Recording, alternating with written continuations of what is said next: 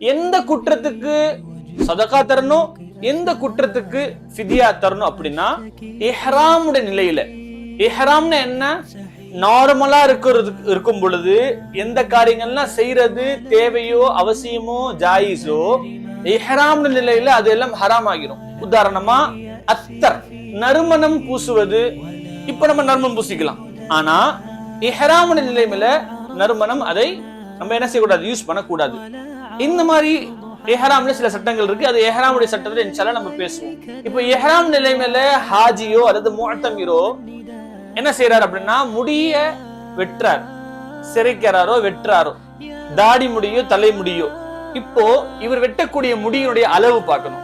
ஒரு 2 முடி பிச்சுட்டாரு, ஒரு 2 முடி வெட்டிட்டாரு அப்படின்னா, அல்லது வெட்டும் போது ஆரம்பத்திலே ஆம் வந்துச்சு, நான் இஹ்ராம்ல இருக்கேன் ஆம் வந்துச்சு அப்படின்னா, ஒரு 2 முடி அல்லது கொஞ்சம் முடி வெட்டுறதுனால குற்றம் குறைவா இருக்கிறதுனால சதகா கொடுத்தா போதும். அதுவே அவர் ஃபுல்லா மொட்டை அடிச்சிட்டாரு, இஹ்ராம் நிலைமையிலேயே இஹ்ராம் முடிப்பதற்கான மொட்டை, அந்த மொட்டை இல்ல, அது எல்லாமே அதுக்கு முன்னாடி என்ன செஞ்சிட்டாரு, தன்னுடைய முழு முடியையும் அகற்றிட்டாரு.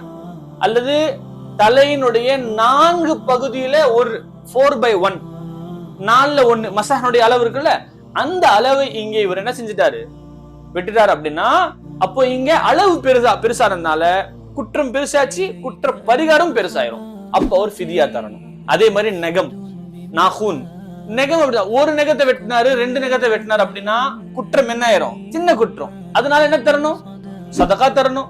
இப்போ கை நெக ஃபுல்லா வெட்டிட்டாரு, 10 விரல் வெட்டிட்டாரு, அல்லது காலுடைய 10 நெகமே வெட்டிட்டாரு. இப்ப குற்றம் என்ன ஆயிருச்சு, இஹ்ராம் நிலையில நெகம் வெட்டக்கூடாது, இவர் வெட்டி விட்டார். இப்ப குற்றம் பெரிதாக ஆனதுனால அவர் என்ன செய்யணும், ஃபிதியா தரணும். அடுத்தது வாங்க, இஹ்ராம் நிலைமையில தைத்தாடை போடக்கூடாது. இப்போ ஒருத்தர் 1 hour 2 hour தைத்தாடையை போட்டுட்டார், அப்போ குற்றம் செஞ்சுட்டார், சின்ன குற்றம். அப்ப என்ன செய்யணும், சதகா தரணும். அதுவே ஒரு டே அல்லது ஒரு நைட் ஃபுல்லா அந்த தைத்தாடை போட்டு கொண்டே இருந்தார் அப்படின்னா இங்க குற்றம் பெருசானதுனால இப்போ பரிகாரம் பெருசா இருக்கு. இப்ப இவர் என்ன செய்யணும் கேட்டா ஃபிதியா தரணும். ஆண்கள் தலையை மறைக்க கூடாது. இஹ்ராம் நிலைமையில ஆண்கள் தலையை மறைக்க கூடாது.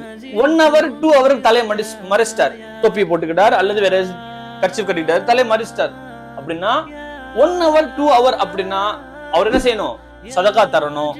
1 day 1 night அந்த கால அளவு அதிகமாகும் பொழுது குற்றம் பெருசாயிருச்சு, அதனால என்ன செய்யணும், அவங்க ஃபிதியா தரணும். குறிப்பாக மிக முக்கியமான விஷயம் என்னன்னு கேட்டா, இந்த கஃபாரால ஹஜ்ஜிலேயோ உம்ராலேயோ செய்ய வேண்டிய சில வாஜிபான அமல்கள் இருக்கும்ல, வாஜிபாத்தே ஹஜ் அல்லது வாஜிபாத்தே உம்ரா. இந்த வாஜிபாத்தே ஹஜ் வாஜிபாத்தே உம்ரால ஏதேனும் சிறிய தவறு ஏற்பட்டால், உதாரணமாக காபத்துல்லாவுக்கு 7 தவாஃப் வரணும், ஒரு தவாஃப் மிஸ் ஆயிடுச்சு. சஃபா மருவாக்கு என்ன செய்யணும், 7 தடவை அவர் சை செய்யணும், ஒரு சை மிஸ் ஆயிடுச்சு, கால் வலி ஏற்பட்டுச்சு, ஹாஸ்பிடல் கூட்டு போயிட்டாங்க. ஏதோ ஒரு காரணத்தினால வாஜிபாத்துல ஒரு சில பாயிண்ட்ஸ் மிஸ் ஆகுனா அளவு கம்மியா இருக்கிறதுனால அவர் சதகா தரணும். அந்த வாஜிபை தவறிட்டாருன்னா, ஒண்ணுமே செய்யல அப்படின்னா சைக்கே போல அல்லது முஸ்தலிஃபாவோட மைதானத்துக்கே போல, இது ரம்மியுல் ஜிமார்ல 3 இடங்கள்ல ஷைத்தானு கல்லேறினோன்னு இருக்கு, அதுல 1 தான் எரிஞ்சாரு அல்லது 2 தான் எரிஞ்சாரு, 3 இடத்துக்கு போக முடியல அப்படின்னா ஒரு வாஜிபாத்தை மிஸ் பண்ணதுனால அவரு பெரிய குற்றம் செய்து விட்டார். அந்த பெரிய குற்றத்துக்கு பகரமாக ஃபிதியா தரணும். அப்போ இஹ்ராம் நிலைமையில செய்யக்கூடாத காரியங்கள் செய்து விட்டால் அந்த காரியங்களுடைய அந்த குற்றங்களினுடைய அளவு சிறியதாக இருந்தா சதகா தரணும், பெரியதாக இருந்தா ஃபிதியா தரணும். ஃபிதியால என்ன தரணும், தம், குர்பானி, ஆடை ஹரம்குள்ளேயே அதுக்குள்ள ஆடை வெட்டி அங்க உள்ள ஏழைகளுக்கு அதை பங்கிடணும்.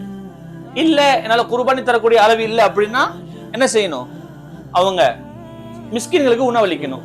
அதுவும் முடியல அப்படின்னா நோன் வைத்துக்கலாம். இது ஹரம்குள்ளே செய்யணும். அல்லாஹ் நம்ம அனைவருக்கும் தருவானாக. நம்மளுடைய ஹஜ் முறை அல்லாஹ் தஆலா ஏற்றுக்கொள்வானாக. வஆகிரு தஅவானா அல்ஹம்துலில்லாஹி ரப்பில் ஆலமீன். அஸ்ஸலாமு அலைக்கும் வரஹ்மத்துல்லாஹி வபரகாத்துஹு. ஜஸாக்கல்லாஹ் கைர் மௌலானா, தெளிவான விளக்கத்தை கொடுத்தீங்க. பாரக்கல்லாஹ். அல்ஹம்துலில்லாஹ், மௌலானா இதை பத்தி தெளிவான விளக்கத்தை கொடுத்தாரு. இந்த மாதிரி மோர் வீடியோஸ்க்காக அரஃபி உம்ரா சர்வீஸ் சேனலை சப்ஸ்கிரைப் பண்ணுங்க.